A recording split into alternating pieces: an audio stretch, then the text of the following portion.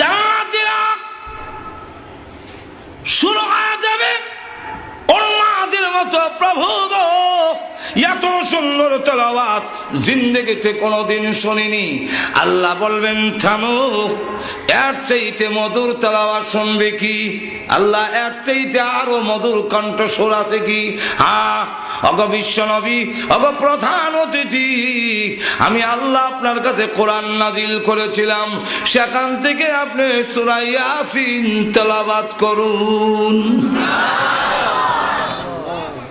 আল্লাহ নবী শুরু করবেন, ইয়াসিন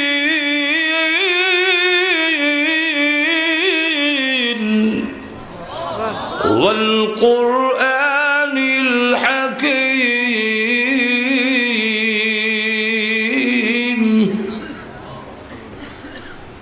জান্নাতীরা তাকায় দেখবে দাউদ আলাইহিস সালামের কণ্ঠস্বর থেকে বিশ্ব নবীর কণ্ঠস্বর আরো 1000 গুণ বেশি সুন্দর শোনা যায়।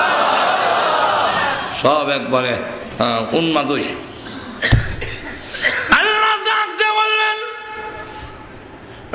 জান্নাতীরা এত মধুর কণ্ঠের তেলাওয়াত জীবনে কোনোদিন শুনেছে কি?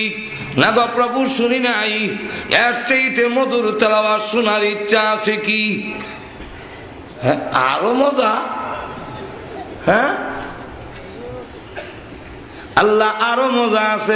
হ্যাঁ, জীবনভর আমার দেওয়া কণ্ঠস্বরের আওয়াজ শুনেছ। আল্লাহ রাব্বুল আলামিন বলেন, জীবনভর কণ্ঠস্বর যা শুনছো আওয়াজ, এটা সব আমার দেওয়া। কার দেওয়া? আরো জোরে কার? আমি আল্লাহর দেওয়া। এখন আমার কালাম শুনছো অন্যের কণ্ঠে, অন্যের জবান দিয়ে, আমার কাছ থেকে তো শোনোনি। এত জোরে কর না। দুনিয়াটা শূন্য এরকম।